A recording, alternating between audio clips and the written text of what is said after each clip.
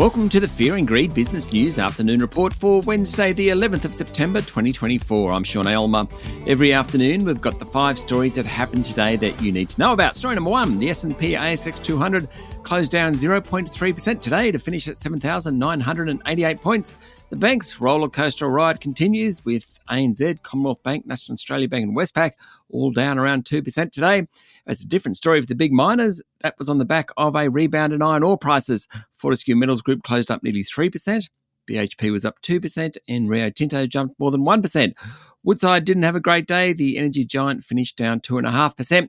There was a bit of M&A action around the place. Energy and digital infrastructure investor Infratil is backing a plan to sell Manawa Energy to New Zealand's Contact Energy in a deal valued at $1.7 billion. Now, Infratil is a 51% shareholder in Manawa. And gold miner Newmont has agreed to sell its majority stake in the Telfer mine in Western Australia and a handful of other assets to UK-listed Greatland Gold. Greatland said it wants to ultimately list on the ASX. And finally, NextDC fell 6% today after raising $550 million and issuing 32.1 million new shares. It was the worst performer of the ASX 200.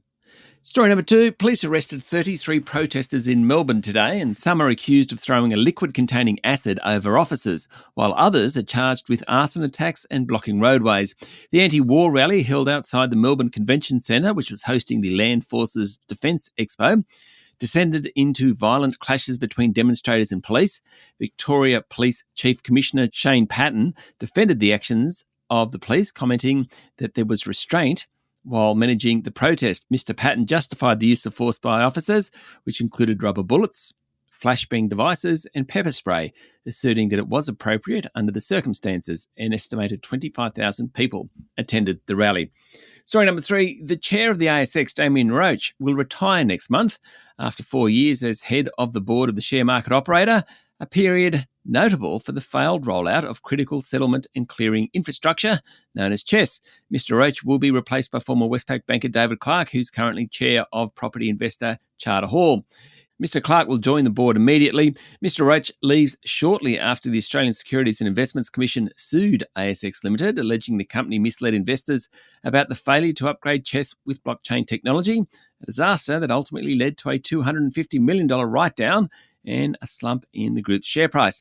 That action has been taken against the company, not individual directors. Now, Mr. Roach became chair of the ASX in 2021, a year before the company revealed its big problems. He's been in the firing line ever since. He's been an ASX director since August 2014. He'll formally retire at the AGM.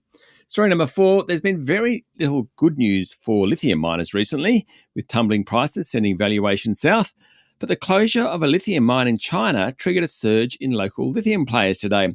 The 4 best performing stocks in the ASX 200 were Mineral Resources and Liontown Resources, both up 16%, Pilbara Minerals up 14%, and Arcadium Lithium up 11%. The reports that Chinese electric vehicle battery maker CATL had suspended 2 of its mines in China. That was expected to cut Chinese supply sharply, probably by around 8%, and that triggered a rise in lithium prices. Ahead of the warning, lithium prices had dived to their lowest since 2021 as soft demand from China and waning appetite for electric vehicles collided with an oversupply of the battery material, leading to elevated inventories.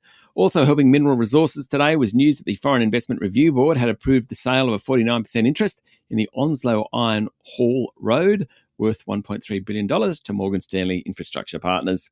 And finally, story number 5, Apple has suffered a significant defeat after the European Union's top court ruled the iPhone maker must pay 13 billion euros in back taxes, overturning an earlier decision in the big tech group's favour.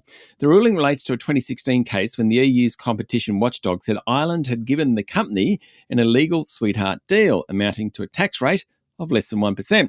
The European Court of Justice said in its final ruling that it confirms the European Commission's 2016 decision.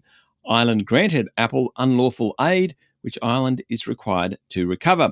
Apple Chief Executive Tim Cook has previously dismissed the Commission's position as total political crap, according to the FT. The case has been watched carefully across the block as a watershed moment for big tech's tax affairs in Europe. That's it for the afternoon report for Wednesday, the 11th of September, 2024. Michael Thompson and I will be back tomorrow morning with the Thursday edition of Fear and Greed Business News. I'm Sean Aylmer. Enjoy your evening.